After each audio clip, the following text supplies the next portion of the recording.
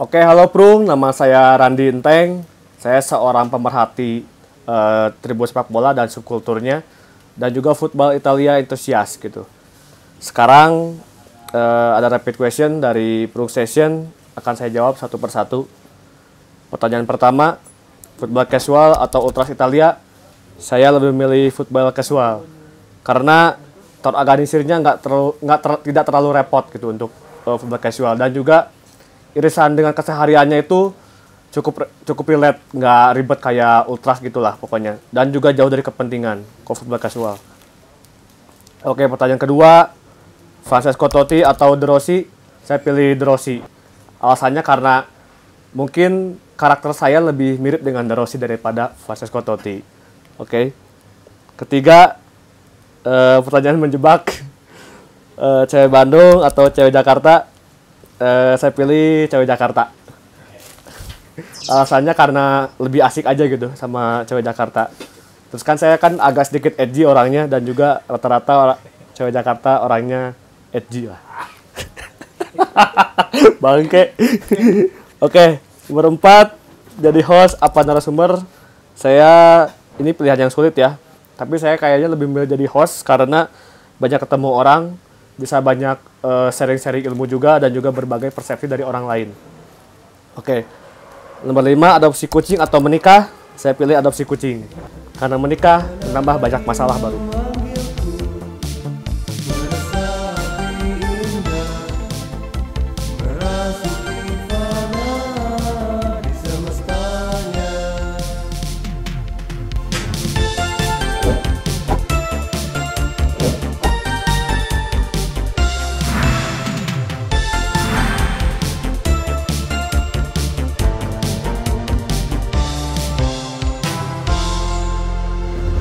Pang and Sadness, Randi Enteng. Yo, sehat Teng.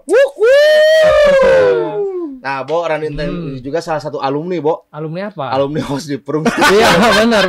Teng, gara-gara kamu, Teng, saya jadi di sini dikorbankan, Bo. Oh, dikorbankan. Kena marah produser. Ya. Saya itu kena Iya. juga. Memakan jam tidur. Kemarin, kemarin Teng ngerahkeun aja. Banyak lagi syuting keramnya, maksudnya kan ya kelihatan lah gitu usia ya Teng. Ya, gitu, ya, berbicara Jadi saya usia. ditubakan, Bo, gara-gara Randi Enteng ini, Bo. Tapi kan Tapi sekarang istilahnya mah reunian lah ya. reuni. Tapi kita mengenal Randi Enteng ini sosok pengamat kultur dan subkultur tribun sepak bola. Oh, gitu. Oh iya. Dan Randi Enteng juga dulu sempat ini, Bo. Di mana? apa namanya? Ya, jurnalistik. Jurnalis, seorang Liputan jurnalis, liputan kerjaan kesana terus. kemari. Oh, Ya. liputan apa? Ada Randi Enteng Ya, di situ. cuman nggak ada liputan porno. Nggak ada. Nggak ada, tuh nggak boleh. Tapi selain jurnalis juga sekarang Randi Enteng ini juga aktif, Bo, Di mana? di media sosial khususnya Oke. TikTok. Oke. Gitu. Iya. Ningali-nya. Oh, sadness gitu nggak? Ya, Yang jadi- kuat-kuat sedih gitu. Quote-nya tuh yang apa? Tuhan, Nah. gitu, God, sebenarnya. God, why? Nah, itu kan adanya Teng. Nah, Randi Enteng ini sebagai football enthusiast khususnya sepak bola Italia, Teng. Ya. Kenapa sih memilih untuk apa ya lebih condong ke sepak bola Italia, Teng? Padahal kalau menarik di apa, Bu? Banyak Inggris, ya, di Bu, ya? Inggris, di ada mungkin Timur Tengah, Nah, ada ada Maroko juga mungkin. Amerika Latin. Nah. Banyak. Kenapa memilih Kenapa Italia? Itali gitu? Karena Itali, jadi saya dari kecil itu sepak bola pertama yang saya gandrungi itu Ya. Serie A. Benar, cowok Serie A. 90. Oh, iya. Benar. Betul. Serie A. Saya sampai langganan dulu ada majalah Liga Italia tuh yang setiap terbit per sebulan sekali, sebulan 2 kali saya beli. Selalu beli. Selain saya koleksi kayak koran-koran yang pada saat zamannya koran bola, koran soccer gitu Iya kan. benar. Saya juga langganan majalah Italia. Oh. Itu kan jadi itu yang menjadikan bahan-bahan bekal saya ketika sudah dewasa yang terjun ke dalam dunia sepak bola itu kan. Jadi lebih menguasai Italia. Jadi sejarahnya tuh juga kan banyak tahu lah kalau di Italia gitu kan. Iya. Itu salah satunya yang Sekarang masih ada itu koleksinya. Masih ada saya. Masih ada Teng? Majalahnya masih ada di rumah. Majalah koran, Koran-korannya poster-poster masih berarti Enteng adalah satu cowok yang memang di kamarnya banyak poster pemain 90-an ya, Teng? Ya, dulu banyak banget, bahkan sampai saya saking suka sama sepak bola Italia, anak-anak 90-an gitu Iya. ya. Bahkan saya sampai poster pemain AC Milan sama Milan tuh bersebelahan, terus pemain Roma sama pemain Lazio tuh bersebelahan. Saya saking nggak taunya rivalitas itu, karena waktu itu sangat menikmati sekali era-era sepak bola Italia gitu kan. Bukan Setuju. sebelum adanya Calciopoli menghantam itu Ya. enjoy banget lah nikmati sepak bola Italia. Sampai sekarang pun nggak sekarang ya, terakhir kemarin pun masih banyak poster-poster sepak bola di kamar ya, tim-tim sepak bola pemain idola. Cuman kesini ganti cabut-cabutin aja sama saya, cabut-cabutin. Saya lagi pengen renov kamar juga kan, jadi saya cabut-cabutin, gantilah biar lebih estetik. Poster-posternya diganti Asian Carrera gitu yang sekarang makan. Pak Arnas, kalau ini jabrik bulu keleknya itu Pak Arnas, bener Pe, ayo Pe. Ya paham kan? Paham. Jadi itulah yang pemantik awal ya Teng ya. Ya, jadi ya pertama saya kenal sepak bola itu sepak bola Italia dulu. Dari dulu zaman saya kecil tuh saya pertama saya kenal sepak bola Italia dulu, sebelum Inggris, atau Spanyol, atau Belanda, atau Prancis, Portugal tuh pertama saya kenal Italia dulu. Dan bahkan saya juga Liga Inggris itu yang tahu itu cuman Alan Shearer dulu tuh Teng. Nah, Nggak terlalu inilah Liga Blackburn, Inggris. Newcastle. Saya dulu Newcastle. Kipernya saya Gippen, saya masih ingat lah gitu 90-an ya. Majalah Ole. Saya mah udah zaman Aguero, Bu. Aguero yang sekarang aja. Ini mah kan kalau kita mah ngumpulinnya koran Teng ya. Kalau tema itu TTS yang porno itu tuh. Enggak, Bu, enggak. Itu aya nu TTS NRO bercanda aja. Stensil untuk. Nah, iya zaman-zamannya Pe. Si Pe. Ngobrolin ini, Bu. Tadi kan Randy Enteng juga apa istilahnya? Lebih condong ke sepak bola Italia, ya, subkultur tribunnya lah khususnya. Nah, jadi si sepak bola Italia itu juga yang saya lihat tuh identiknya sama kekerasan, Bu. Kekerasan, narkoba, mafia. Apalagi semua dimafiain ada, sampai yang tadi ke Calciopoli. Nah, kan awal mulanya di Italia itu, Bu. Nasi goreng mafia juga di Italia. Nah, masuk sponsornya nasi goreng mafia. Nasi goreng dari Italia. Lanjut. Nah, untuk di si supporter klub Italia juga para ultras kan lebih condong ke kemanusiaan juga ya, Bu. Iya, banyak sisi lain yang saya baru tahu dulu Teng. Ya. Mengapa sih mereka tuh seperti itu Teng? Ada sisi kemanusiaannya gitu. Ya pada dasarnya ya sisi kemanusiaan tuh seharusnya ada di setiap individu seharusnya. Apalagi di Italia ini identik dengan ultras yang memiliki kuantitas anggota yang banyak dibandingkan firm gitu kan ya, yang mereka ini lebih terorganisir daripada tifosi gitu kan seharusnya, dan memang sewajarnya itu mereka punya sisi kemanusiaan yang besar karena kan mereka juga berkelompok, bersosial gitu kan. Nah, artinya sesuatu hal yang beririsan dengan kemanusiaan alangkah lebih efektifnya kalau misalnya dibantu oleh kelompok-kelompok ultras ini. Nah, di Italia ini agak menariknya kenapa bisa lebih kemanusiaan, karena di Italia ini kan sangat kental dengan irisan ideologi. Ya. Dengan jumlah dan kualitas yang jumlah atau kualitas individu yang banyak di setiap ultras gitu kan. Ditambah ultras ada memiliki ideologi yang berbeda-beda, paham inilah, paham itulah gitu kan. Maka dari itu juga aksi yang mereka lakukan ini nggak lepas dari beberapa ideologi yang mereka tanamkan. Tapi pada intinya bagi saya kan football adalah solidaritas gitu kan ya. Ya ultras memiliki ideologi yang cukup kuat dan juga ikatan emosional yang kuat antar anggotanya, yang dimana mereka juga memiliki kemanusiaan yang kuat. Tapi sebetulnya nggak semua ultras juga yang punya sisi kemanusiaan yang kuat gitu kan. Yang saya lihat kalau di Italia itu yang paling solidaritas kemanusiaannya itu Genoa sebetulnya. Genoa sebetulnya di Genoa. Sama apa Genoa teh? Sampdoria ya? Satu itunya teh. Rivalnya sama Sampdoria ya. Genoa terus kemudian Livorno itu punya aksi kemanusiaan yang besar dibandingkan kelompok-kelompok ultras yang lain gitu kan. Apalagi di Genoa kan mereka ini punya suatu simbol yang mereka akui itu kayak Trojan. Ya. Trojan tahu kan? Trojan istilah-istilah yang istilah-istilah perskinheadan lah. Trojan yang dimana mereka itu namakan kemanusiaan di atas segala-galanya. Genoa itu. Genoa sebetulnya. Genoa ya yang paling sering ya. Ya. Berarti dari si kulturnya sendiri nggak jauh beda kayak di Indonesia ya Bu ya? Dari Italia sendiri ya Bu?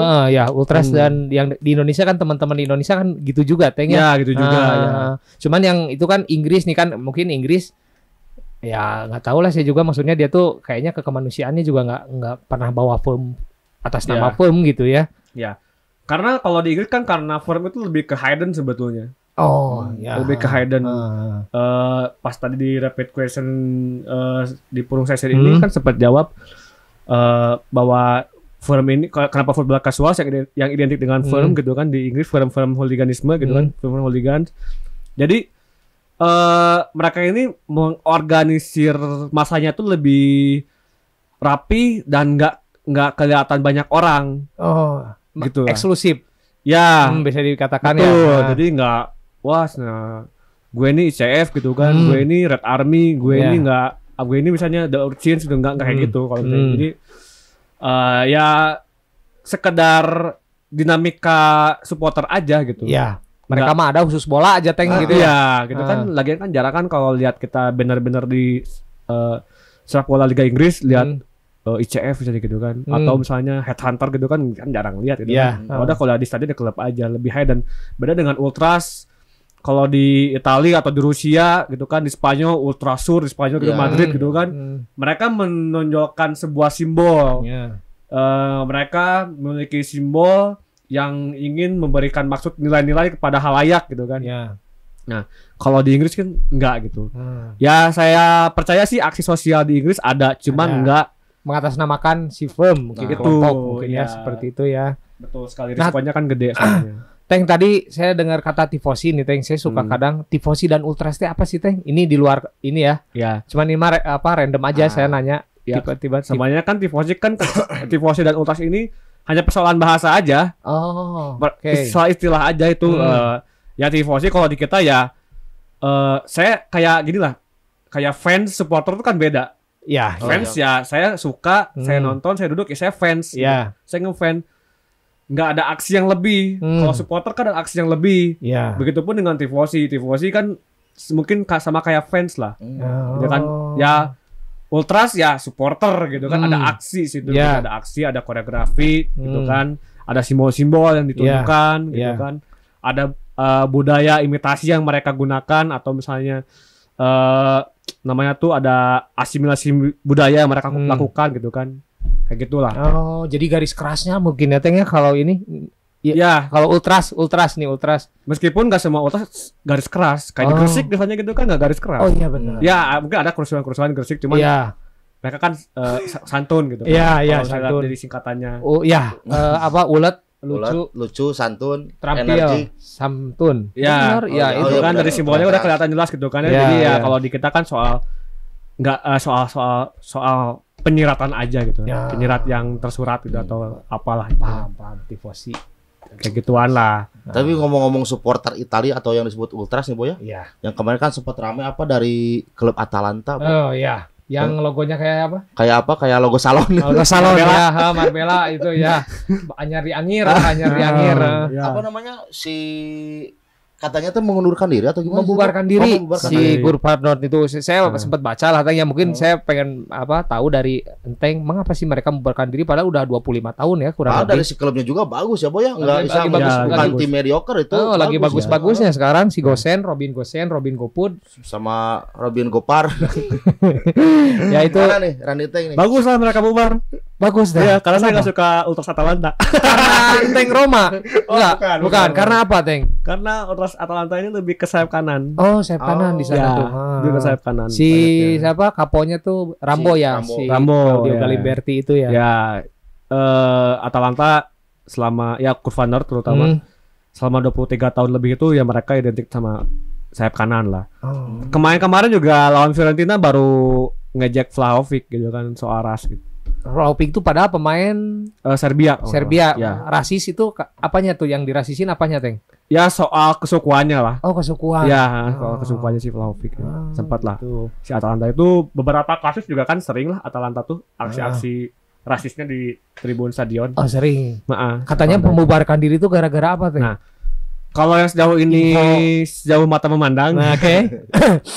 Hati ya. Kalau pembubaran secara alasan jelasnya belum ada sih. Ya. Karena kan di Ultras Italia nggak terlalu terbuka sama media juga gitu kan ya. Paling statement-statementnya juga statement saya dari forum biasanya itu kalau misalnya di Italia itu. Nah, kalau alasan pembubarannya yang pastinya belum ada jawabannya sebenarnya. Yeah. Cuman kalau saya boleh berasumsi atau menganalisisnya bahwa Ultras Atalanta ini sedang ada dua kemungkinan. Menyerah dengan situasi di tribun sepak bola. Oke. Atau mengumpulkan kekuatan baru dari tribun sepak bola. Oh, jadi Italia mau menyiapkan regenerasi baru kayaknya, Bu ya? Iya. Iya, contohnya ke sana gitu kan. Karena kan Kurva Atalanta ini terkenal ganas, Bu. Galak di Italianya galak gitu. Ya selain Ultras Napoli gitu kan, Torino, Roma atau Inter Milan, Atalanta ini termasuk yang galak gitu kan di Italia ini gitu kan. Maka dari itu, dari gaharnya mereka ini jadi sering dapat sorotan terutama akhir-akhir ini gitu kan. Atalanta itu masuk ke Liga Champions. Nah, ini yang menarik dari soal fans kesebelasan mediocre. Atalanta sekarang bukan mediocre, tapi dia bekas mediocre. Bekas alumni lah ya. Bekas mediocre. Nah, soal kompetisi Eropa ini bagi supporter yang anggaplah supporter kuda hitam ya atau mediocre. Mereka ini kan nggak dapat pentas secara prestasi di lapangan. Nah, artinya kalau di bahasa di sepak bola kita mah boleh kalah di lapangan, tapi jangan kalah di luar lapangan. Itu rata-rata. Kenapa Millwall selalu menjadi daya tarik atas kerusuhannya, hooliganismenya. Terus Vitesse gitu kalau di Liga Eropa tuh mereka supporternya rusuh-rusuh gitu kan. Ya karena kita nggak dapat nama dari prestasi klub, ya secara garis supporter sepak bola kita mencari nama di situ. Oke, paham. Gitu kan. Ya, itu Atalanta seperti itu. Supporternya dinamikanya sekarang kayak gitu. Mereka mulai masuk Liga Champions hampir berapa tahun terakhir ya? Ya, Bu. 3 tahun terakhir ini hampir beberapa pertandingan Liga Champions itu Atalanta rusuh supporternya. Gitu kan. Mereka juga ingin menciptakan seperti itu ya. Seperti itu gitu kan. Apalagi kan udah masuknya kan internasional. Iya. Kalau Liga Champions itu udah langkahnya udah langkah Eropa gitu kan. Kayak gitu. Jadi gitu, Pe. Kalau sama kayak di kita ya. Ibaratkan gini, kalau misalnya supporter MU gitu kan, ngapain terus klub saya udah besar, saya di Eropa. Dari dulu mungkin ya. Bisa dari dulu misalnya gitu kan. Punten. Mencit enggak apa-apa. Ini juga sama, ini juga klubnya kayak saya rusuh sama bagian rusuh. Bagian klubnya bagus, ini juga rusuh tapi penjarahan kayak ini mantan penjara sana sini lah. Jadi semenjak tapi itu saya mengadopsi tadi, Bo. Jadi mencari nama, Bo, di situ. Eksistensi. Betul. Kayak kalau di Indonesia gitu kan, kenapa sekarang apalagi dimudahkan oleh media sosial gitu ya. Kenapa tiba-tiba fans Cilacap gitu kan terdengar gitu di mana gitu, sampai ke ranah kasta tertinggi di Indonesia, karena kan ya cari nama dari supporter ya seperti itu gitu biasanya. Salah satu contohnya gitu, contohnya misalnya. Jadi terbawa juga otomatis si klubnya mungkin, Bu ya. Iya. Misalkan si supporternya kewas nih, rusuh. Iya, padahal supporter mana nih? Misalkan supporter Millwall. Gitu. Millwallnya mah di mana gitu. Iya. Oh, Millwall. Coba kan orang lain ngelihat Millwall nih. Oh, Liga Anu. Iya. Berarti ngaruh juga ya gitu. Pengaruh sekarang apalagi kan di era modern ini teh kan yang namanya dunia perviralan tuh cepet ya. Contohnya tadi kan Randy Enteng di TikTok viral. FYP lah, FYP. Kayak Ahapati supporter juga kurang masif tapi mereka pengen viral, ya udah mainnya kasar gitu kan. Ada berbagai cara. Kasih keras kan ya. Kasih keras hashtagnya teh. Nah, jadi mungkin ya itu tadi eksistensi bisa nggak hanya sebuah prestasi, apa nih klub kita mah saya lah kayak gini. Apa nih bisa banggakan supporter we ngabretkeun gitu kan. Demi Allah ini. San Pauli misalnya gitu kan. Iya, San Pauli benar kan. Klubnya juga enggak terlalu ini. Iya, klubnya dadas gitu kan, tapi kan ada aksi-aksi yang bisa mereka tunjukkan kepada globalisasi sekarang gitu. Iya, benar. Itulah. Akhirnya orang mengenal San Pauli itu ya supporternya. Iya. Bukan si klubnya. Tanteng sendiri juga ini apa namanya, Bo? Tadi kan di Atalanta, sekarang pindah ke Roma, Bo. Oke, beliau adalah fans berat AS Roma. Mengapa mencintai AS Roma? Sampai di Black juga di sini AS Roma, gambar serigala di sini. Yakin saya. Kenapa memilih klub? Saya AS Roma. Pada era kapan tuh? Yang bagus kayak Juventus yang langganan, Inter Milan, ya kan? AC Milan, apa Roma? Gitu. Ini ada kaitannya sama pertanyaan yang pertama. Oke. Kan awal mengenal itu saya sepak bola Italia ya. Nah, dulu saya tuh pas lagi kecil itu karena rumah saya dekat lapangan sepak bola, jadi sering main bola di sana. Dulu saya cuman main bola aja gitu, nggak tahu klub-klub apa Eropa gitu, nggak tahu saya nggak tahu. Nah, karena yang namanya waktu kecil, daya imajinasinya kan kuat, besar gitu kan, dan sering berandai-andai dari imajinasi itu. Misalnya dari pembicaraan gitu kan. Oke, saya penyerang striker atau gelandang serang biar kayak Francesco Totti. Nah, itu kan. Kan saya jadi kepo ya. Totti itu pemain siapa gitu. Totti itu kan. Roma terus atau striker kayak Vieri strikernya Inter Milan gitu kan.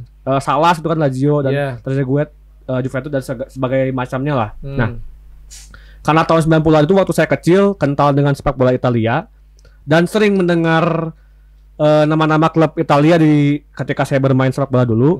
Nah, masih sebatas tahu Roma, Juventus, Inter, Milan, Lazio, Parma, Fiorentina gitu kan. Magnificent Seven itu ya masih itu segala macam. Nah, yang pada akhirnya membuat saya muncak di defense Roma itu ketika jujur saya mah ini juga fenomena yang pasti terjadi di para fans sepak bola sekarang dan dulu juga gitu kan. Saat Roma Scudetto, sebelum Scudetto itu Roma peringkat atas kan? Ya. Peringkat atas kan, Roma peringkat atas. Saya suka sama Montella pada awalnya. Oke, si high flying bird. Ya, aeroplane. Aeroplane gitu kan. Awalnya saya suka Montella. Yeah. Ketika orang identik dengan Totti, saya sukanya sama Montella. Gitu kan, karena Montella sering bikin gol waktu itu. Bikin gol, selebrasinya juga unik juga gitu kan. Ikonik dan sering saya pakai ketika saya main bola dari kecil, paling gampang gitu kan. Gitu Montella. Terus kemudian yang pada akhirnya jadi Scudetto. Tahun 2001 itu. Nah, ya awalnya dari situ, dari Montella dulu sering menang, Roma lagi di atas. Dan Scudetto, dan saya merasakan di Roma ini kayaknya saya dari kecil itu saya punya sifat-sifat kayak bukan anti mainstream ya. Saya sifat-sifat kayak membela-bela marginal gitulah. Karena kan dominasi Juventus itu kuat. Iya benar.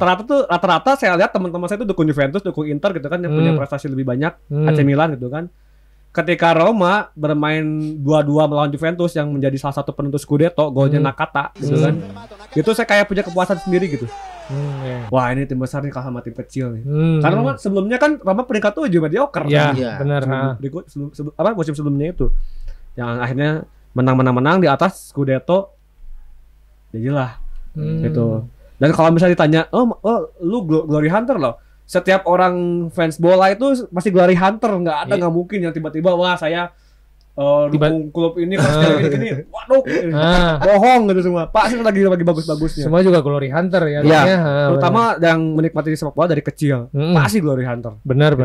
Ya kecuali kalau klub-klub lokal ya. Misalnya Bobotoh atau misalnya saya lihat Bonek gitu kan, yang memang punya silsilah supporter yang memang sebagai warisan itu. Saya yakin memang dari sananya gitu.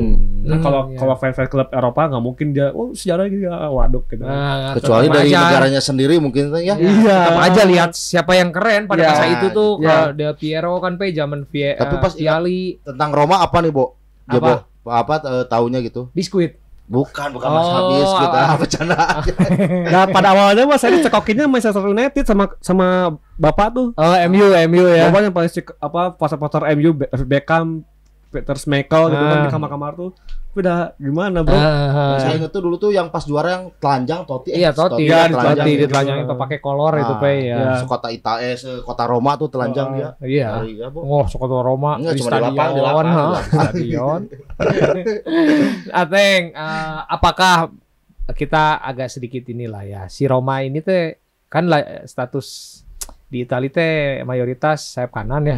Apa di Roma juga memang khususnya AS Roma nih ya, nggak berbicara kota Roma, AS Roma, mereka berafiliasi sama salah satu ya sayap kanan atau sayap kiri, gimana tuh Teng?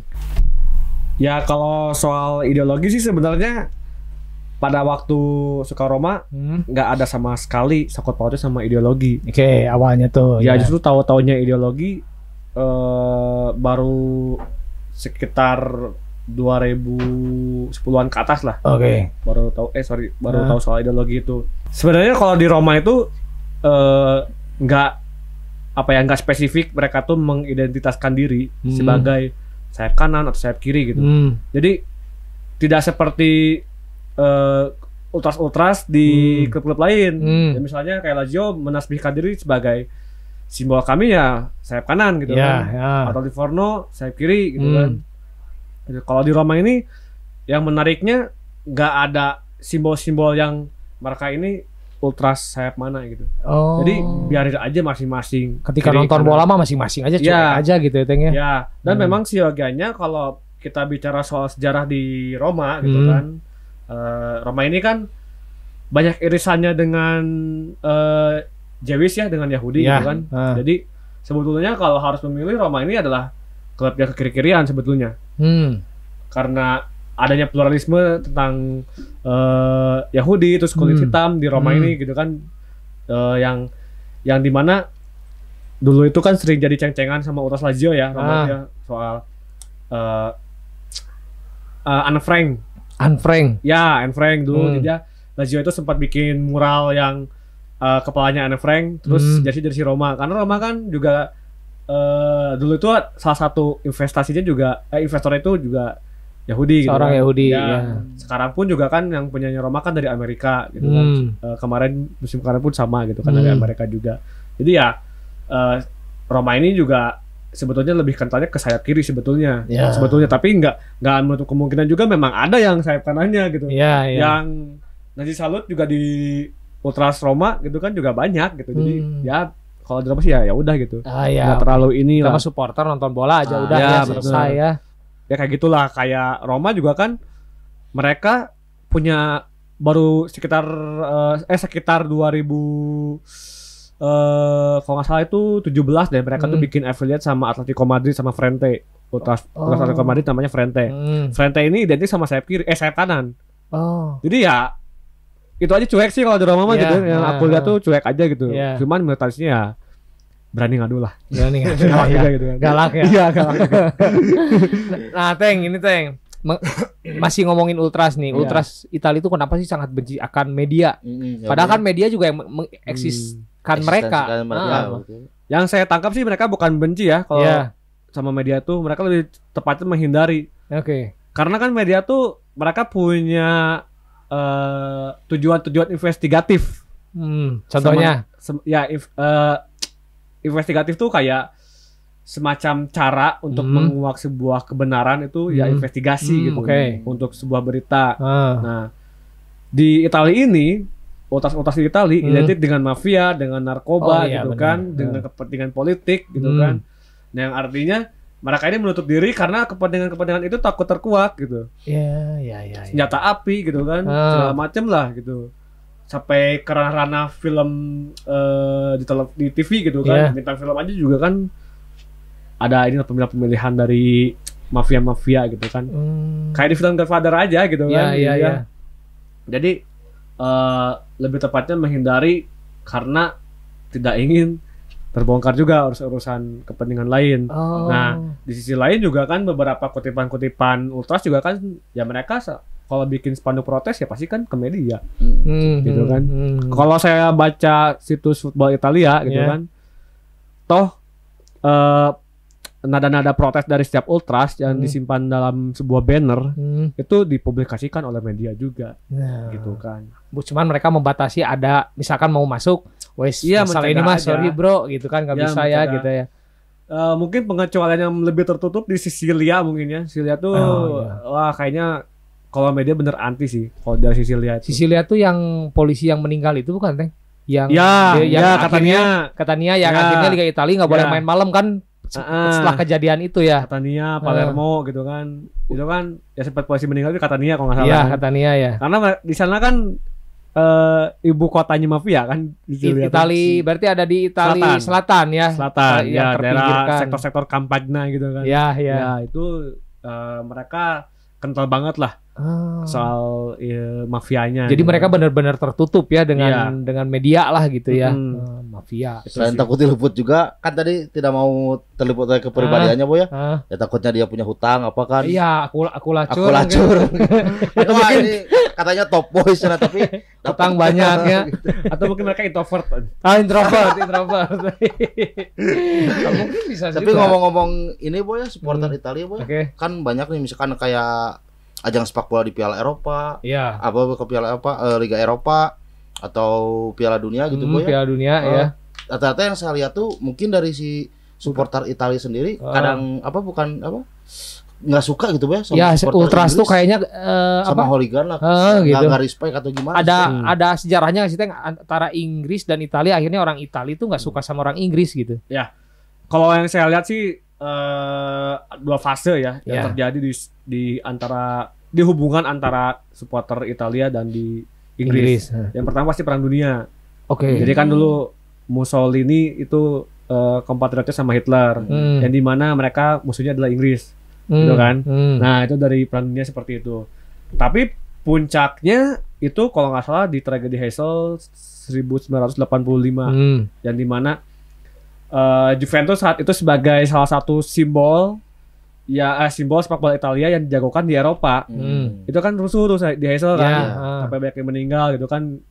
Ultras di Juventus itu secara insiden kalah telak sebetulnya kan. Secara oleh Liverpool secara insiden, bukan secara fight-nya, secara insiden dan mereka kalah telak. Nah, yang membuat tragedi itu menjadi suatu kebencian yang berakumulasi untuk supporter di Inggris, gitu kan. Saya sempat nonton interviewnya si Football Factory gitu kan. Ketika siapa namanya tuh presenternya tuh Danny Dyer itu meskipun dia bukan dari Liverpool gitu kan, dari ultras Juventusnya kan dia jawab walau bagaimanapun juga Anda orang Inggris gitu kan. Kami nggak suka orang Inggris gitu. Sampai seperti itunya benci ya. Iya, karena ya tahun 80-an memang bahkan mungkin sampai sekarang ya, kalau Juventus itu masih jadi simbol sepak bolanya di Italia. Dan setahu saya dari berbagai riset yang saya dulu zaman nulis, kan Juventus tuh supporter terbanyak di Italia gitu kan. Paling banyak. Jadi artinya kan pada waktu itu fenomena tragedi dari Heysel itu menyebar kemana-mana gitu. Yang menimbulkan lagi kebencian gitu English kan. is animal ya kan, ada spanduk gitu kan ya. Itu dia. Itulah kenapa saat Euro kemarin kan Italia itu begitu gitu ya. Ya euforia atas Inggris tuh mereka udah mainnya di tanah Inggris gitu kan, juara di Inggris gitu kan. Mereka juga dihina juga gitu kan. Lagu kebangsaannya. Jadi ini sebuah kemenangan besar bagi Italia. Telak lah ya itu mah ya. Telak. Nah, ngomongin lagu kebangsaan Italia ya. Ketika timnas Italia main nih, lagu Italia otomatis dikumandangkan dong sebelum kick off. Nah, para pemain semangat semangat sampai juga supporter juga. Wah, gitu greget. Nah, itu tuh kenapa si Teng seperti itu sih? Beda lah dengan negara lain, ya udahlah biasa gitu kan. Kalau Italia itu apa sih, ada makna yang gimana gitu? Nah, itu lagu The Fratelli Italia itu kan Fratelli Italia itu kan dipakai sejak zaman perang gitu kan ya. Ya kalau kita telaah liriknya itu kan banyak mengumandangkan syair-syair perang gitu kan. Besok kami siap mati. Besok kami siap mati. Besok jadi diibaratkan saat menyanyikan itu bahwa perang itu dimulai. Jadi mereka siap buat perang. Sepak bola itu adalah perang gitu. Perang demi negara tuh melalui lagu itu tercerminkan lah, terrepresentasikan lah. Karena Italia kan dari dulu kan untuk secara militarisme itu kan suka perang gitu kan. Dari zaman Romawi juga mereka udah perang. Benar. Terus di Italia ini juga memiliki kalau saya bilang irisan dari fasisme itu ada namanya ultranasionalisme. Itu kan ditanamkan Mussolini sejak zaman dulu kan, bahwa kamu tuh sebagai bangsa dan negara itu harus ultranasionalis gitu kan, bangga akan ini, dan perang adalah segala-galanya untuk membentuk karakter sebuah bangsa, mungkin kata dari si Mussolini teh. Ya, ini yang terjadi diaplikasikan ke lapangan oleh pemain-pemain Italia, bahwa sepak bola itu ya sama saja dengan perang. Sepak bola untuk Italia ya, bukan klub, adalah untuk perang, untuk harga diri bangsanya. Meskipun anggapanku ultranasionalis itu nggak baik sih. Nggak baik lah ya. Nggak baik. Itu bisa muncul namanya xenofobia gitu kan, dan lain-lain gitu kan, anti imigran segala macam. Itu nggak baik sebetulnya buat soal ultranasionalis itu. Cuman itu apa maknanya tadi ya, ketika pemain itu ya intinya saya siap perang di sini, ya kan, makanya greget gitu greget banget. Tapi ada juga si Teng ya, yang saya ngebaca atau itu ya ngelihat ya, si supporternya sendiri nggak terlalu fanatik. Para ultras tuh kayaknya kurang sama timnas gitu, sama klub gitu. Beda kayak para hooligans lah di Inggris lah gitu. Kenapa sih Teng? Jadi di ultras tuh ada sisi lagi nih, kita segala-galanya untuk klub. Ada kayak apa ya, kayak filosofi tak tertulis lah. Jadi segala-galanya kita tuh buat klub gitu. Buat klub. Dan gimana ya, ini tuh ultras tuh kayak ketika ultras mungkin beda-beda di setiap negara ya. Di setiap negara tuh beda-beda. Kayak di Malaysia itu ultrasnya bentrok-bentrok, tapi kan mereka buat nonton Malaysia bersatu. Kan di Turki juga beda-beda ultrasnya ketika dukung timnas bersatu. Rusia juga sama gitu. Nah, mungkin di Itali karena apa ya, mereka tuh kayak gengsi buat bersatu aja gitu. Ego nggak bisa, belum bisa gitu melepaskan ego mungkin ya. Ya ada beberapa ego, tapi juga yang saya lihat nggak selamanya mereka masa bodoh sama tim nasionalnya, nggak juga gitu kan. Saya juga masih beberapa kali melihat spanduk kayak bendera Italia ada tulisan Verona, bendera Italia tulisan Genoa gitu. Spanduk absen ya Boy ya, istilahnya gitu kan. Yang membuat bahwa asumsi nggak terlalu nasionalis ketika timnas main juga nggak terlalu valid juga gitu kan. Yang toh Italia pun ketika Piala Dunia 2006 di Jerman juga kan sempat ramai juga gitu kan, sempat ramai juga. Jadi ya mungkin mereka nggak semaksimal negara-negara lain di Inggris gitu kan, atau ya di Turki gitu kan, karena ada kepentingan ego gitu kan, yang saya lihat kayak gitu. Ya. Atau mungkin karena ultras di klub mah ada duitan, di negara mah kayak salah satunya itu. Mungkin gitu ya Tengnya. Satunya itu. Mungkin gitunya juga ya. Dan juga gini ya, di Italia itu oligarkinya kenceng. Kenceng banget oligarkinya. Contohnya kayak gimana Teng?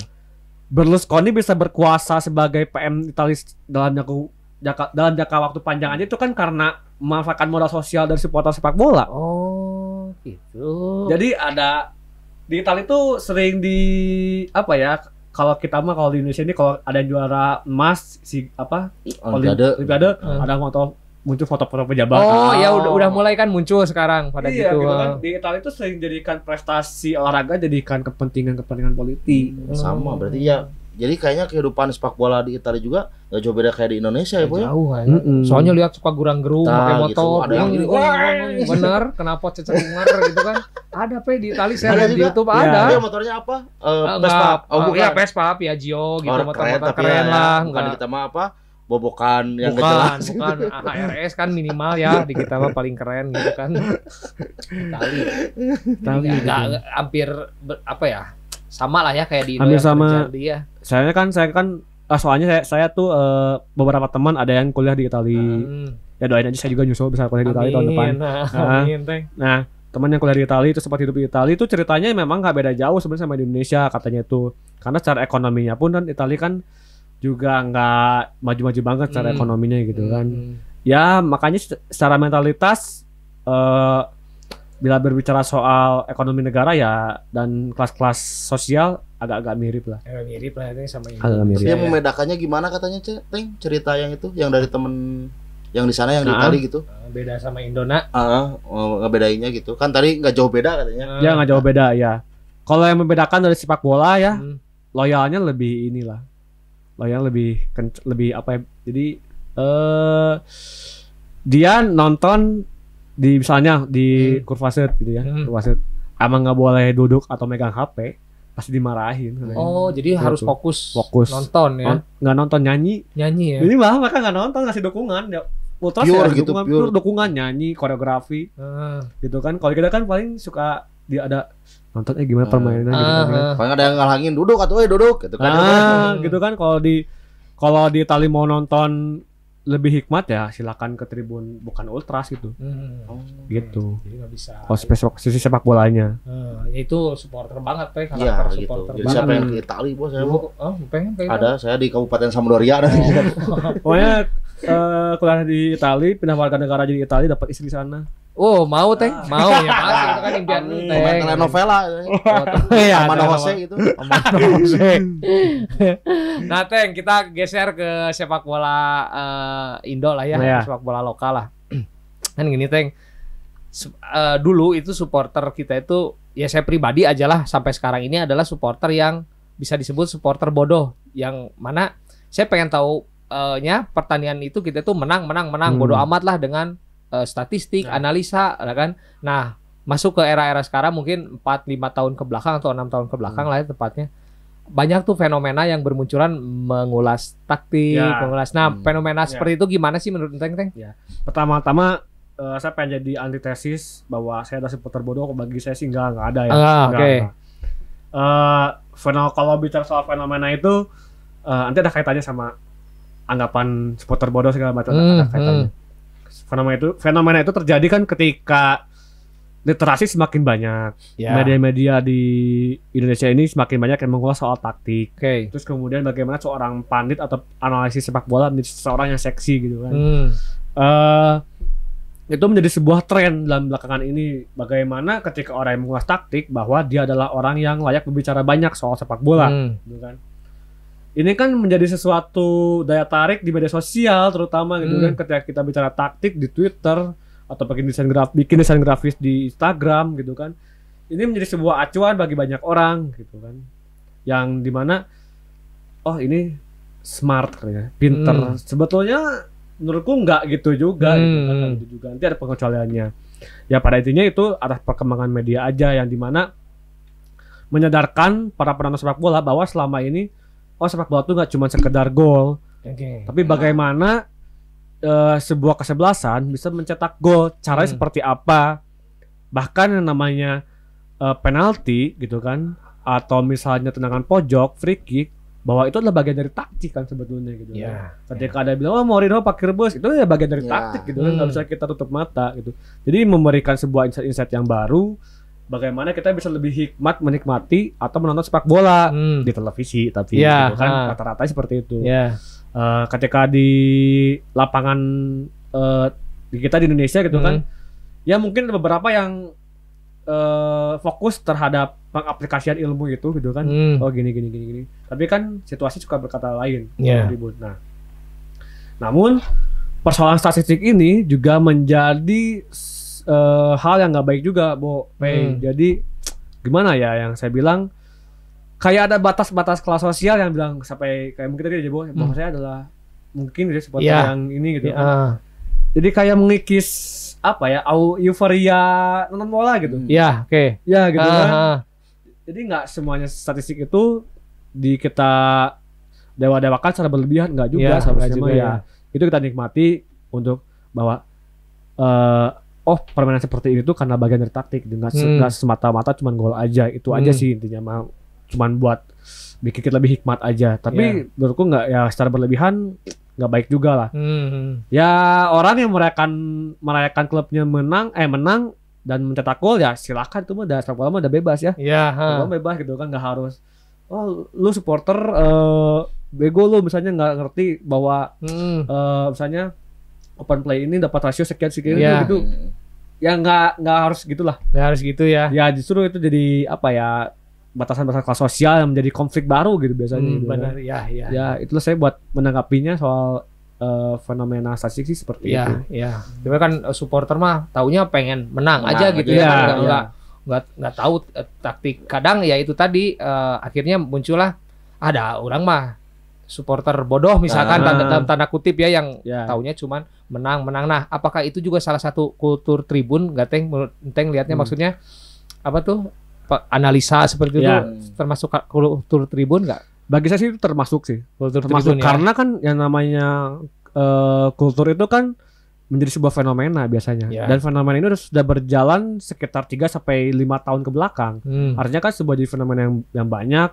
Masing-masing kota juga udah memunculkan media-media statistiknya masing-masing gitu kan, dengan berbagai kemasan. Yang artinya ini sudah menjadi kultur baru di sepak bola Indonesia. Pada intinya itu. Ya sekarang tinggal gimana kita itu menghargai perasaan orang lain lah.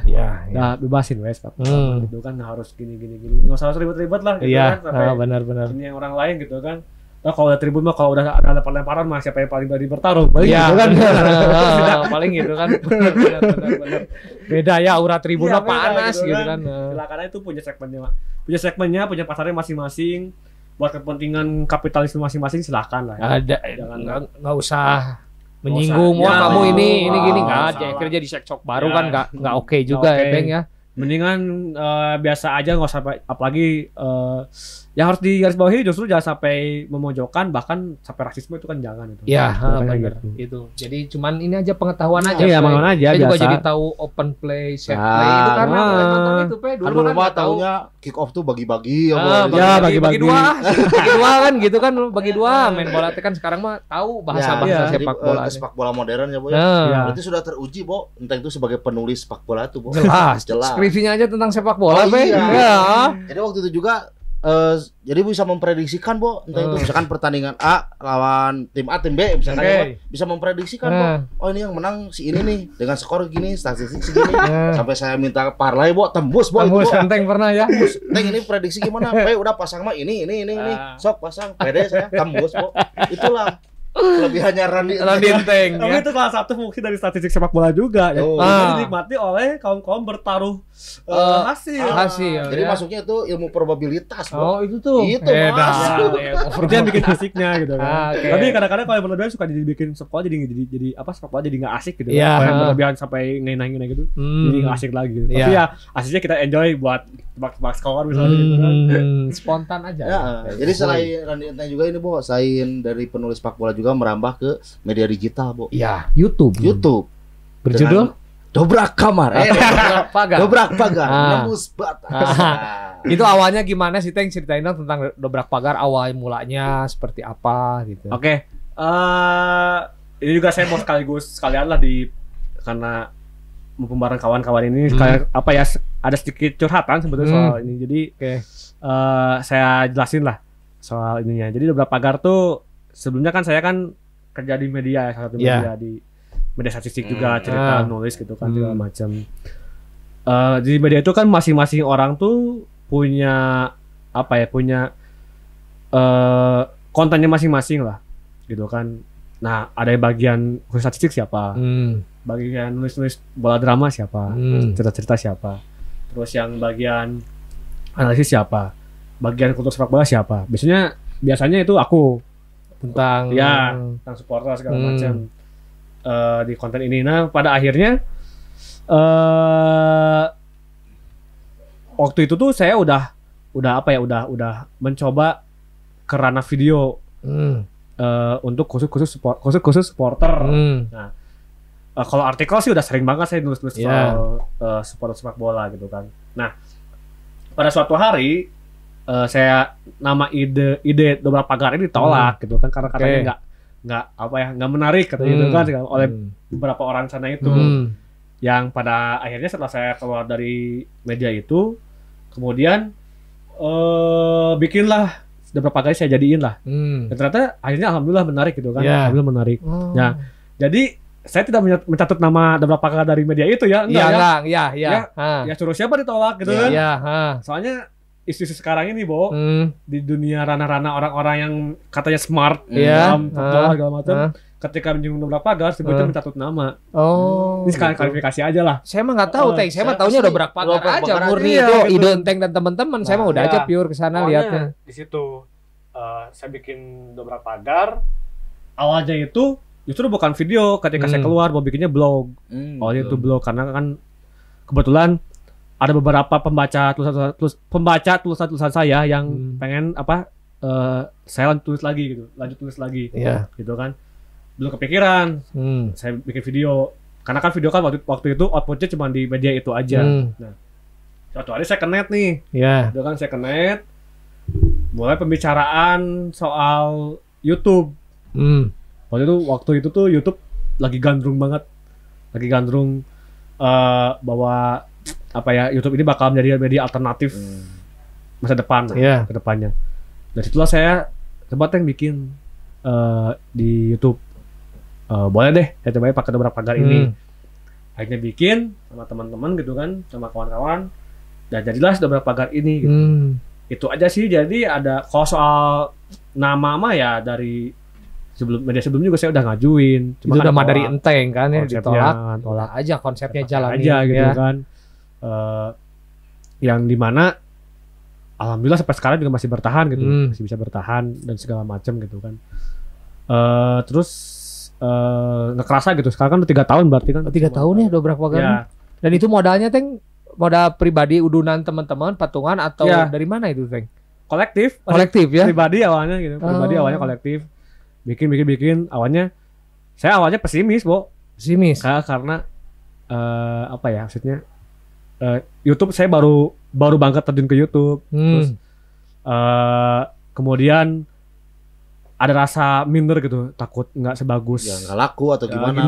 Taunya booming gitu kan. Bagus itu. Gitu. Soalnya bagus, ya, pertama, bisa saya katakan pertama yang mengulas sepak bola Indonesia. Di Indonesia.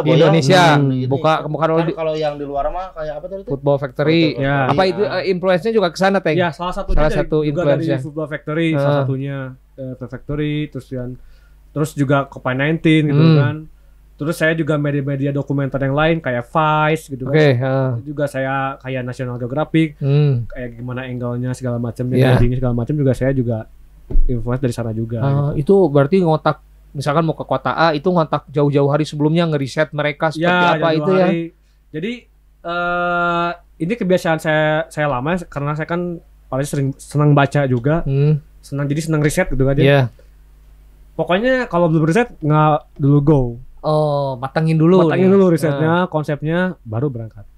Gitu sih biasanya. Jadi lebih kuat di risetnya sih sebenarnya. Senang-senang aja lah patungan. Ya, senang-senang aja pada awalnya. Gitu kan. Sini mungkin repot juga ya. Repot juga makanya nih buat teman-teman yang mau support bisa Teng ya, kita support lah, bisa kita support. Jadi kan kita ini juga bentuknya edukasi ya Teng ya. Edukasi ke teman-teman kan ya Teng ya, bukan nggak hanya cuman gimana ini edukasi. Sekarang bisa disebut pelopor, Bo. Iya. Dobrak Pagar ini. Bisa. Sekarang udah banyak, Bo. Ya seperti itu ya. Ada dikirain satu, ini mah Dobrak Pagar, bukan. Iya. Dobrak pacar. Ada juga Dobrak Kamar.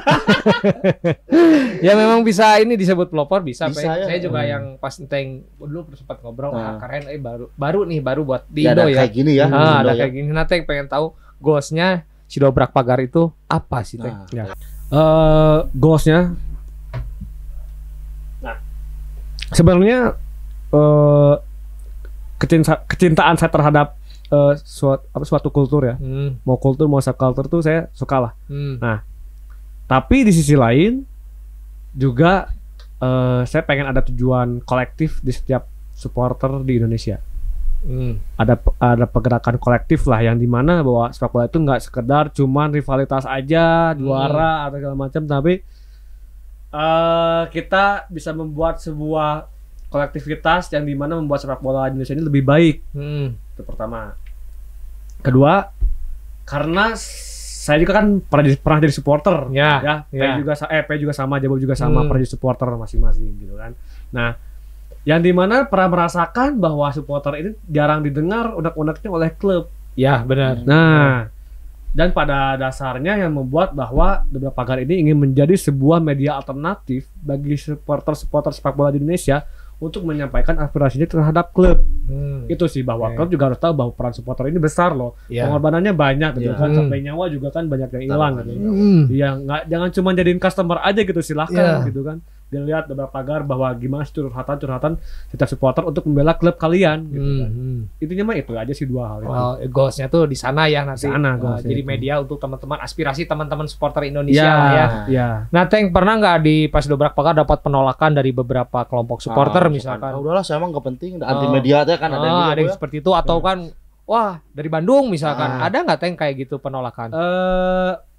Kalau penolakan itu nggak secara langsung, tapi secara halus. Kayak di Tangerang saya ke MUI karena ngebahas tentang fatwa haram sepak bola di Tangerang, betul ya. Itu kayak digocek gitu loh. Kayak digocek janjian tapi tahu-taunya orangnya nggak ada. Harkos lah. Ya udah sering ada harkos ini. Nah, terus juga terakhir sih yang baru-baru ya, yang baru-baru.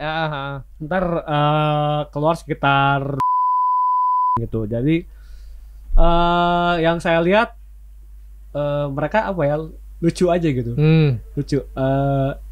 Penolakan tapi aneh gitu penolakannya gitu. Penolakannya kayak menelan literasi mentah-mentah aja gitu. Alasan penolakannya. Itulah maksudnya no name no face bla bla bla gitu kan. Maksudnya ya di era sekarang gitu maksudnya.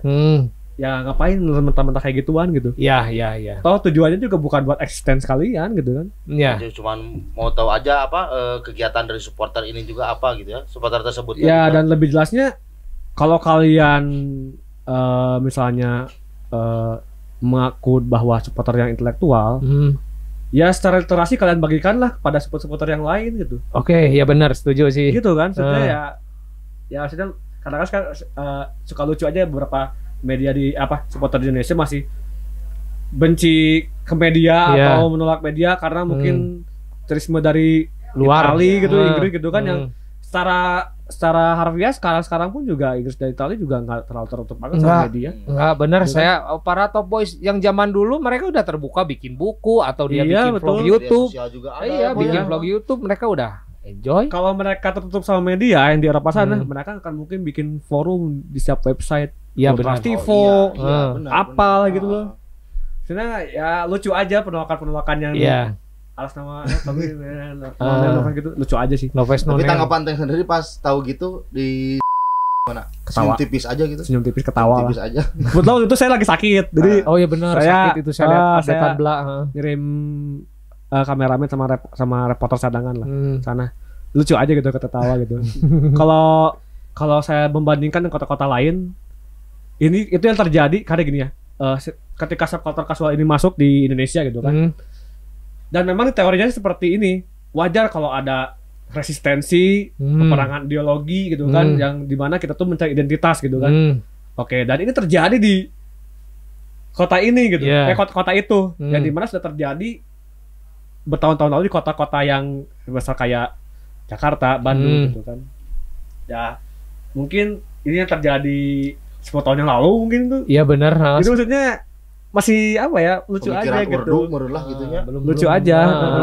Mungkin kita juga pernah mengalami seperti itu, tapi kan nggak lama pas itu teh udah aja gitu udah sekarang. Yang udah mah udah gitu ya. Lucu aja.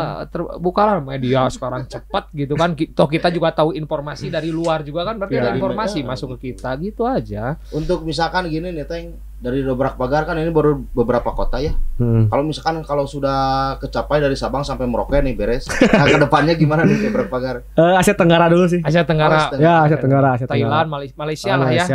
Kayak Timur mungkin ya. Timur bisa. Masuk iya. Masuk. Raul Lemos, kapok Timur. Asia Tenggara. Asia Tenggara. Nih, Teng. Saya suka lihat kan kontennya Dobrak Pagar nih sering banget mengulas masalah derby nih. Sambil menunggu tayangan supporter berikutnya mungkin pasti kan ngisi itu dan banyak ngulas banyak tentang derby. Apa sih yang Teng pengen sampaikan kok ngulasnya tentang derby apa sih Teng? Ini berkaitan dengan nilai rivalitas di kita sebetulnya. Oke. Saya sih nggak pengen bikin supporter kita jadi inferior, nggak juga gitu kan. Terlalu inferior juga nggak terlalu baik gitu kan. Bahwa ya kita sebagai bangsa ya harus punya kebanggaan sendiri tapi nggak berlebihan. Nggak pengen juga bikin inferior. Tapi yang jelas bahwa ada nilai-nilai yang seharusnya bisa kita perjuangkan. Intinya mah itu. Karena dari yang saya ulas, mayoritas itu mereka punya nilai-nilai yang historikal yang lebih layak untuk diperjuangkan gitu. Jadi nggak cuma sekedar gengsi tribun. Cara itu ada nilai-nilai yang unsur sejarah, ekonomi, sejarah yang mencakupi ekonomi, politik, dan agama gitu kan. Jadi ada beberapa nilai-nilai yang mereka perjuangkan, itu pertama. Kedua, ada beberapa sebuah yang namanya bentrok supporter sepak bola itu kan pasti terjadi gitu kan. Yang nggak berlebihan, yang nggak barbar kayak di sini. Bahwa di Eropa juga kan lagi-lagi, tapi saya garis bawah ya, takutnya saya pernah tuh nganggap bahwa Randy Enteng ini seorang yang inferior, enggak juga gitu kan. Cuman ada yang perlu digarisbawahi bahwa beberapa yang ketika apalah namanya kayak open fight gitu kan, ada beberapa yang nggak bisa kita talar semuanya gitu kan. Di sini kan sampai ada yang sana bawa pisau kita tusuk gitu. Nggak juga, jangan gitu. Gitu. Ada batas-batas yang rules yang kayak udah jatuh nggak boleh dipukul lagi segala macem. Tapi ya pada dari semuanya, di luar sepak bola soal berantem-beranteman, tapi ada nilai-nilai yang bisa kita ketahui bahwa ada perjuangan yang untuk mencapai sesuatu harga diri yang lebih dari sekedar gengsi tribun sepak bola. Di luar itu. Di luar derby ya, Boy ya. Derby ada derby Madonia, derby country. Derby Romero. Oke, terpaksa aku. Itu soal nilai. Di sisi lainnya, karena saya ini kan dulu sering banyak nulis soal derby gitu kan. Jadi kayaknya ini menarik kalau kita dibikin video gitu kan. Koleksi tulisan saya soal derby ini harus diangkat, yang ya ketika orang di Indonesia ini kan rata-rata representasi terhadap teks itu agak kurang. Benar. Terhadap teksnya agak kurang, jadi ya coba saya aplikasikan ke video gitu. Iya. Mereka kita tuh lebih senang dengar sama lihat visual ya, daripada harus baca gitu kan. Tapi kalau misalkan yang kutipan dewasa mah senang baca saya, Oh, kutipan imajinasi tante masuk cenanya, itu lampu mati terus diperosotin kan kayak gitu. Dengan identik Om Bram sama Tante Sonya ada itu. Itu pemerannya tuh ya. Pasti aja itu. Buku-buku itu ya angkatan dulu lah ya, kita ya mungkin Enteng juga pernah punya. Ini Ero apa namanya? Iya, pokoknya kitabnya segini kan. Tragedi Pak Kunto. Itu macam-macam ya, macam-macam lah. Dulu imajinasi main tuh. Iya. Gimana lagi nih, Bo? Lanjut, Teng. Derby ini ngobrol lagi masalah derby nih, Teng ya. Kan derby di luar itu memang sudah jelas lah ada akarnya tuh dari mana, berangkat dari mana, kelas sosial kah, politik kah. Yang terjadi di Indonesia kan derby kita ini kurang jelas asal usulnya gitu. Asal mulanya dari mana? Kalau di luar jelas lah si kaya dan si miskin, dari perang-peperangan, dari peperangan dunia sebelumnya. Dan si kayak nggak tahu sih ya, kita bahas di luar, orang luar tuh kayaknya nggak melupakan sejarah. Ya. Derby itu mengapa sih mereka teh kental gitu, Teng, dengan derby yang memang bukan awalnya dari sepak bola dan akhirnya dibawa ke sepak bola. Awalnya dari mana sih itu, Teng? Kalau di Eropa sih nggak lepas dari Perang Dunia sih, Bo. Perang Dunia ini. Ya, Perang Dunia kedua lebih tepatnya. Jadi Perang Dunia kedua ini mereka Perang Dunia ini menghasilkan atau membuat dampak hal-hal yang meliputi segala-galanya dalam kehidupan, gitu kan, dari aspek sosial, ekonomi, agama dan segala macamnya, termasuk ke dalam urusan sepak bola, yang dimana sepak bola ini menjadi sebuah area orang-orang untuk menumpahkan ekspresi individunya yang ya di tribun itu ya bebas gitu kan, yang sangat minim untuk masuk ke penjara gitu kan. Nah, sepak bola inilah yang dimana menjadikan ajang pengekspresian diri dari warisan-warisan ideologi Perang Dunia terhadap apa yang terjadi di sepak bola. Jadi sih gagap Perang Dunia karena kan contoh kenapa Polandia begitu membenci Jerman, itu karena Jerman, terus kemudian juga tadi sebutkan Italia sama Inggris gitu kan, itu karena memang warisan-warisan dari Piala Dunia, warisan-warisan dari Perang Dunia gitu kan, itu. Terus ketika soal agama, bagaimana kayak di Celtic gitu kan, Protestan dengan Katolik segala macam gitu kan. Jadi ya ada nilai-nilai yang mereka harus perjuangkan yang cukup bersejarah gitu. Dari para pendahulunya ya kan gitu ya. Gitu. Jadi jas merah teh apa jangan lupakan sejarah. Mungkin itu benar-benar dirawat sama orang Eropa. Beda kan sama kita mah. Udah gitu jas merah. Gitu. Dicuci ke laundry aja jas merah gitu kan ada. Dan mungkin derby di kita juga kadang lucu juga nya derby klasiko. Kalau derby kok masih tim yang dari Pemkot. Nggak lucu lah ya Teng ya. Ya. Nggak kayak luar mah bener. Ada nilai-nilai. Nih jadi ya gitulah, nggak tahu sih kalau saya pribadi lah nggak selalu menganggap budaya dari luar rivalitas itu selalu berlebihan Teng, karena nggak mau dulu malas baca, ketika sudah saya lakukan baru saya belajar. Nah itu yang salahnya di kita tuh ya. Saya pribadi mungkin dan kebanyakan teman-teman gitu melakukan dulu baru salah ternyata Teng. Ya kan pada dasarnya kan yang saya lihat itu di Indonesia ini lebih ke derby itu kan semakin era kan semakin berkembang ya. Makna dari derby itu nggak cuma satu kota tapi juga rivalitas tinggi bisa disebut derby sekarang gitu kan. Nah di Indonesia ini kan rata-rata rivalitas itu muncul karena gengsi tribun gitu kan. Itu pertama saling ejek-ejek di tribun lapangan, berantem di rivalitas yang jangka panjang gitu kan. Itu kan berarti nggak ada nilai gitu bagi kita, nilai yang harus diperjuangkan. Oke, soal harga diri gitu kan, kita ribut karena harga diri kita diinjak oleh supporter lain, sehingga jadi jangka panjang ini gitu kan. Nggak nonsens lah bagi aku mah gitu. Nggak ini ya. Ada nilai yang karena apa? Karena di kita ini berkepanjangan sampai harus nyawa, Bo. Itu aja intinya mah gitu. Poek katanya buta sampai gitu. Harus nyawa gitu kan. Cuma kagak isi tribun doang. Iya. Nah, itu pertama. Kedua, karena supporter di Indonesia ini sudah menjadi wadah-wadah yang menjadikan kapitalisme di sepak bola. Contoh, Persibaya lawan Arema mau main atau Persija mau main kan menjadikan sebuah wadah kapitalisme berbagai macam kepentingan di sepak bola kita gitu kan. Rating lah, terus penjualan merchandise segala macam. Jadi ya dua hal ini gengsi tribun dan juga kita sudah menjadi korban-korban kapitalisme di sepak bola. Itu aja. Derby kita tuh ya rivalitas semua. Jadi kita menjadi korban itu. Tapi ada juga beberapa aing motong wae hampura. Ini ada beberapa juga derby yang benar-benar ini punya nilai gitu. Apa tuh? Kayak di Tangerang sama di Mataram. Kalau Tangerang apa, Teng? Perangan ini ya kayak ada politik kayak gitu. Kalau saya tarik garis merahnya itu saya lihat ini ada kepentingan politik yang masuk di sepak bola itu.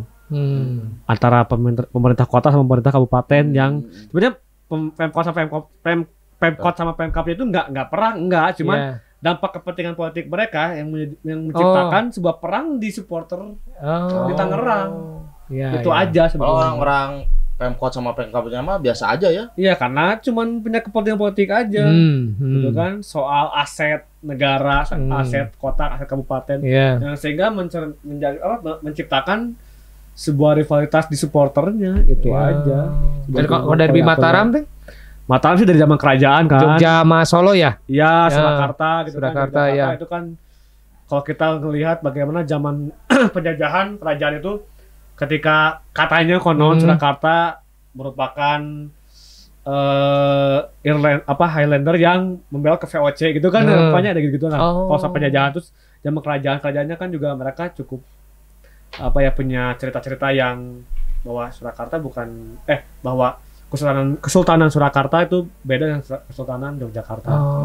Gitu. Jadi ada ya akar sejarahnya ya derby itu ya. Itu juga sebenarnya ada. Ada juga. Derby Klasiko. Tuh, lucu ya Teng ya. Ini dia Ibu ya. Nah, Indonesia. Klasiko jadi kita kan seolah jadi korban kapitalisme gitu kan. Nama Klasiko yang begitu seksi dijual oleh media yang kemudian diambil keuntungannya beberapa pihak gitu kan. Dia kan jadi korban kapitalisme pada akhirnya. Tanggung jawab media banyak korban juga gara-gara ada juga. Bener, Pak. Ya, penting menggoreng sesuatu terus kan jadi jadi berapi-api lah kita yang nonton, terbutakan tanggung jawab, gitu.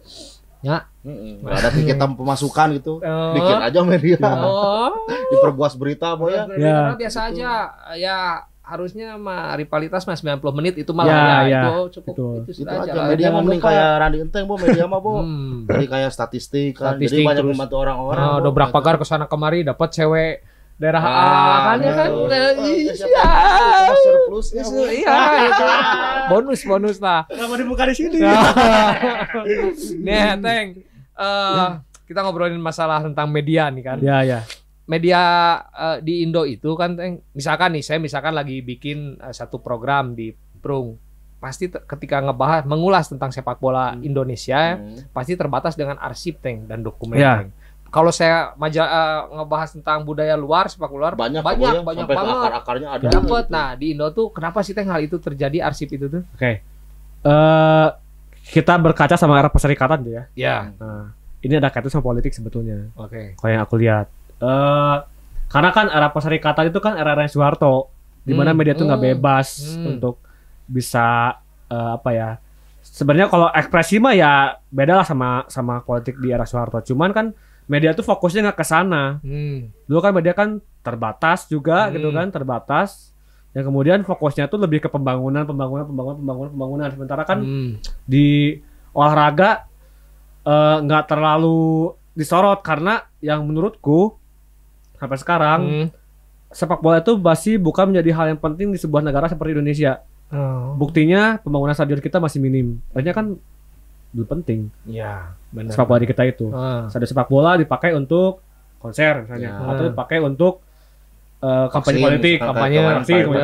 Artinya kan jumlah stadion di negara kita itu yang begitu terbatas dan bahkan dihajar jadi taman gitu kan, kayak di Menteng itu. Membuktikan bahwa sepak bola di kita tuh belum terlalu penting. Ya.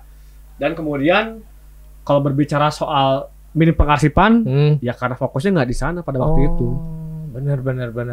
Nggak di sana fokusnya. Terus kemudian ya pengarsip sepak bola di era perserikatan itu belum berkembang seperti sekarang. Yang dimana banyak investasi yang masuk di media gitu kan. Dulu kan juga ya sepak bola ya cuman sekedar hiburan masyarakat aja, meskipun lebih alamiah pada waktu itu. Supporter pada waktu itu. Iya benar, lebih alamiah, lebih alami masih ya bener. Tadi kita nonton menang gitu kan. Punya ini nggak ribet kayak sekarang lah. Iya, gitu. Sekarang itu sih paling kalau buat pengarsipannya. Soalnya saya pernah nyari arsip waktu saya ada beberapa kali ke Semarang, nyari arsip PSIS tuh susah banget gitu kan. Ya jangankan museum gitu kan, untuk kumpul-kumpul arsip zaman dulu PSIS tuh susah banget. Itu pun klub sendiri nggak punya, nggak punya. Susah banget itu di PSIS. Buat ngomong soal sejarah aja saling tunjuk gitu. Ini di pingpong gitu. Artinya kan nggak ada kesiapan yang matang untuk berbicara soal sejarah di kita. Jadi agak ragu juga misalkan ada sebuah klub yang misalkan museum ya, bikin museum.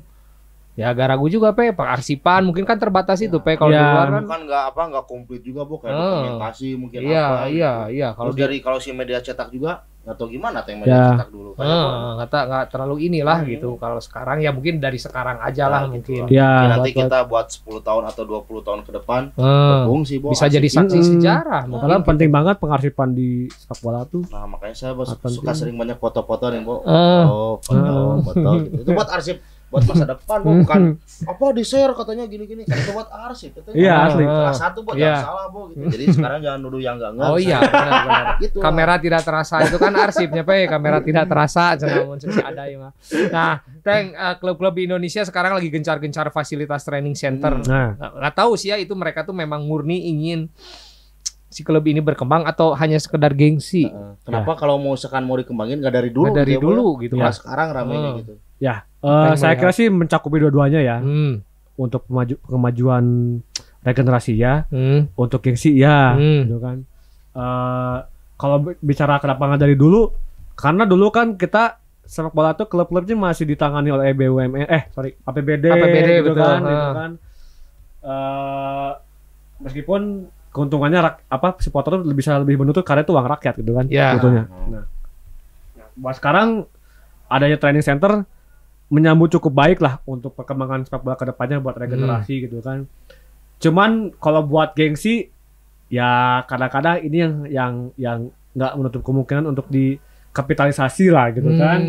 Dalam artian bisa aja harga tiket nonton pertandingan, tiket nonton latihan semakin mahal gitu kan. Itu benar. Terus menjadi sebuah olok-olok baru pada klub lain. Karena kan di kita tuh sering nyinyir gitu ya sebenarnya tuh jadi kayak klub kamu nggak punya fasilitas latihan, kita punya gini gitu kan, yang sampai akhirnya jadi sebuah emosi yang terakumulasikan jadi bentrok gitu kan. Mungkin kesannya terlalu berlebihan, tapi pada nyatanya kayak gitu di kita iya, itu bener. gitu kan. Ya dengan harapan memang seharusnya klub sepak bola itu memiliki training center sendiri gitu kan. Jadi ya nggak harus nyari-nyari lapangan buat latihan. Soalnya saya dulu pernah liputan latihannya Persib. Itu Persib kesulitan nyari tempat latihan sejam sebelum gara-gara hujan. Bayangin gitu kan, kelas klub yang punya dana melimpah seperti Persib gitu kan dibandingkan klub lain. Itu 1 jam sebelum latihan nyari lapang gitu kan karena lapang yang tempat latihan itu hujan besar gitu kan. Bayangin gitu kan. Itu juga kan ke media juga jadi dipimpong, ini mau kemana nih liputannya karena di kita nggak bisa. Jadi baiknya memang sekarang klub itu seharusnya punya training center mas sendiri ya. Prestasi fokus. Juga bagus, Bo. Iya. Itu kan salah satu pendorong prestasi punya ya fasilitas lah. Prestasi sepak bola Indonesia juga bagus ya. Masa atmosfer dari supporter udah keren. Udah keren sih ke Indonesia mah. Wah, nomor sekian nomor 2 lah di rating 5 besar mah dapat lah untuk apalagi Asia ya, ukuran Asia kita punya daya jual atmosfer yang sangat tinggi, gitu. Benar dan jiwa semangat militannya teh tinggi, militansi supporter Indonesia itu. 11 sama Italia tadi yang militan gitu. Militannya udah ada, cuman pengadisirannya aja yang belum. Iya. Dan kenapa Yesus di mata Teng sepak bola kita teh hese maju Teng? Padahal atmosfer udah keren, Teng lah disebut mah. Apa mungkin kalau saya ya Tengnya mikirnya dari rezeki kita mah di badminton bukan di sepak bola, mungkin saya seperti itu. Iya, panahan. Brazil juga nggak kan bisa ngalahin badminton Indonesia. Mungkin seperti itu. Gimana kalau kata Teng tuh maju-maju Teng? Karena sepak bola Indonesia ini penuh dengan KKN. Oke. Mafia dan primordialis supporternya sendiri. Primordialis itu jadi dia punya rasa bangga berlebih yang sudah mencakupi ras, kesukuan dan segala macam yang takutnya justru bakal jadi sebuah rasisme gitu. Sebenarnya kan tanpa disadari juga udah sering terjadi. Kan mungkin kalau di Indonesia tuh bercandaan soal urusan warna kulit tuh kayak dianggap bercandaan biasa kan. Iya benar. Itu memicu permusuhan juga dengan yang lain. Tapi itu ya di luar soal tribun lah. Tapi kita bicara soal prestasi di lapangan ya. Karena Indonesia ini penuh dengan sepak bola Indonesia ini penuh dengan KKN dan juga mafia gitu kan. Toh timnas pun juga unsur KKN-nya juga sangat kenceng ya. Kayak pemain titipan lah. Ada istilah bahwa Febri titipannya Pak Haji Umu gitu kan. Misalnya gitu, contohnya gitu ada istilah seperti itu. Terus ada pemain Arthur Irawan gitu kan, katanya gitu kan selentingannya mayar duit lapang paling gede misalnya gitu kan. Jadi ada urutannya juga. Ya cara bercanda di kita kan gitu ya, bercandaan kayak jokes. Kenapa dia sering main padahal mainnya jelek? Mungkin dia udah lapangannya paling gede. Lah gitu kan. Jadi nepotisme di timnas aja sering terjadi lah. Gitu kan. Kemarin bayangin pemain Korea Selatan Hwan Chang lupa yang di Wolverhampton yang baru cetak gol. Dulu itu pernah kalah sama Evan Dimas di GBK. 3-2 yang salah. Evan Dimas ya. Si Muklis strikernya teh. Yang Evan Dimas hat-trick aja. Ya. Kesana gitu kan. Waduh gitu waduh. Terus kemudian bahwa kok akhirnya Korea Selatan lebih dominan padahal pernah kalah sama Evan Dimas. Sementara Evan Dimas karena gitu-gitu aja gitu kan. Dan ini yang menjadi sebuah kenyamanan bagi pemain kita, terlalu nyaman gitu kan.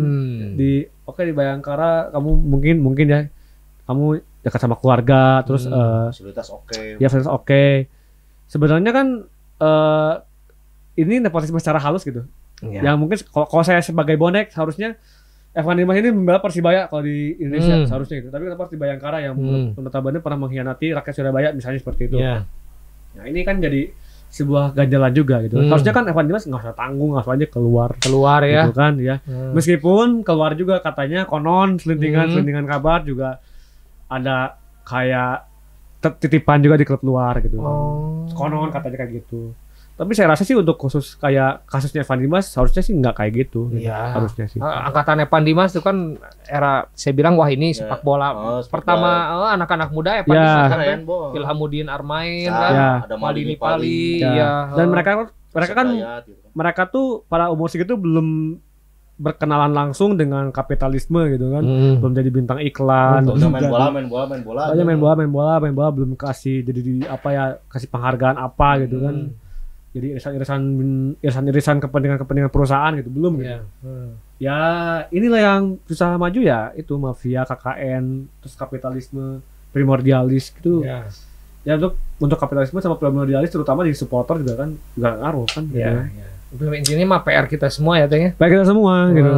Cuman ada perannya masing-masing. Silakan klub perannya ini, supporter perannya ini. Siap mau berantas ini sama saya, Bo. Jadi manajemen, Bo. Siap berantas. Oke, hayu. Selama jadi meliput di timnas gimana, Teng? Ada pengalaman apa nih selama jadi jurnalis? Di timnas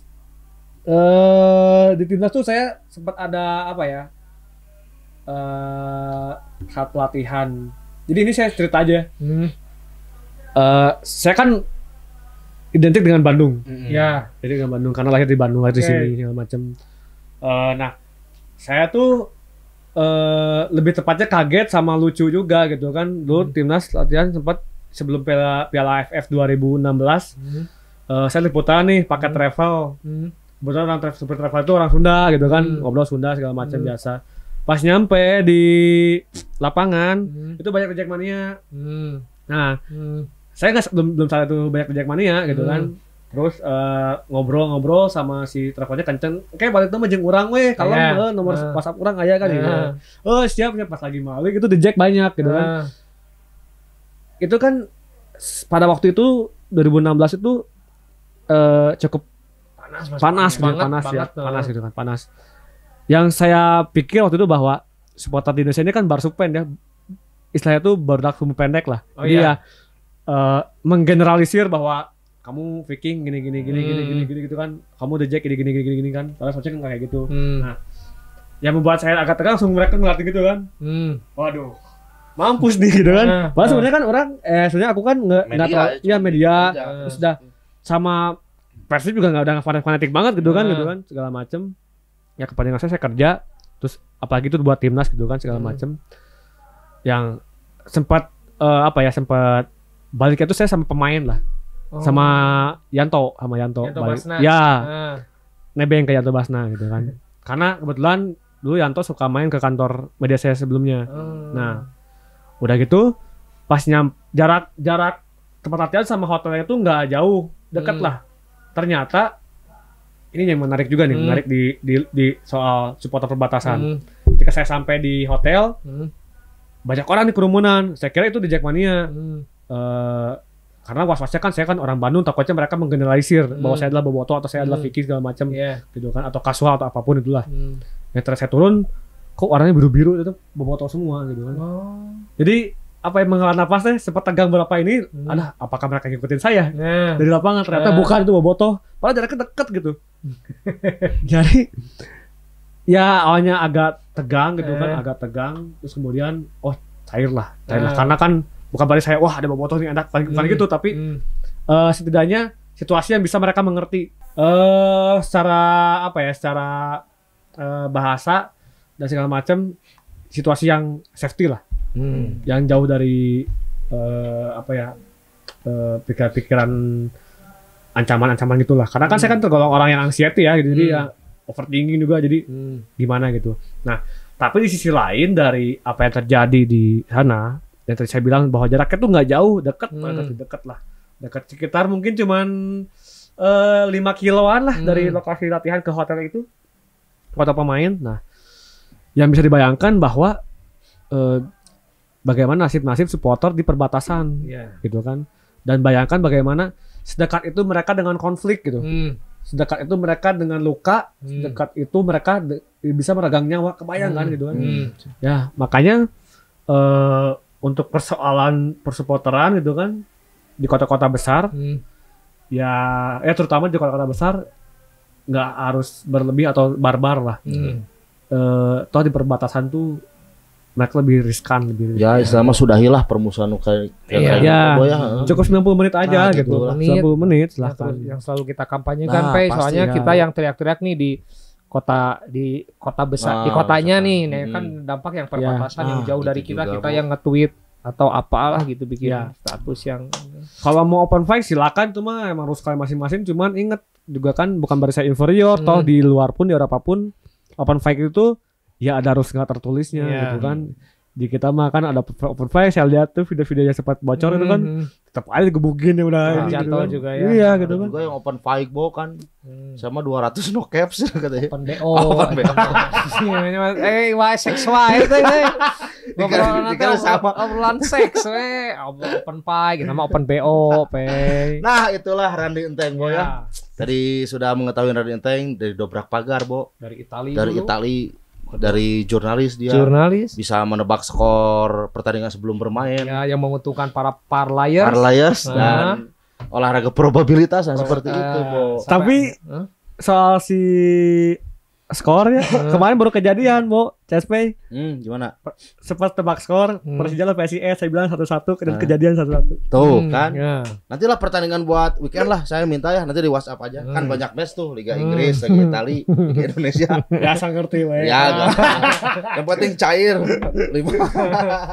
Oke nih buat teman-teman kalian juga bisa mendapatkan edukasi lainnya di webzine-nya Prungpay di prungtw.com. Udah itu edukasi. Jadi kita isinya edukasi. Memang yang namanya edukasi di Indonesia ini secara minat masih kurang. Secara minat masih kurang. Apalagi berbentuk teks ya Bo ya. Berbentuk teks. Kadang kita juga menyuguhkan beberapa edukasi apapun. Mereka agak kurang. Kita itu masih senang dengan mistis. Ya kan? Pornografi. Itu masih. Dan asmara Bo, asmara. Masih suka-libak aja itu gitu. Tapi mudah-mudahan kita juga nggak bosan-bosannya terus ngasih edukasi. Mungkin teman-teman dobrak pagar juga sama tadi juga habis memberikan inspirasinya juga ya gitu kan. Mudah-mudahan memang ini menjadi sesuatu yang positif buat teman-teman supporter kita di Indonesia.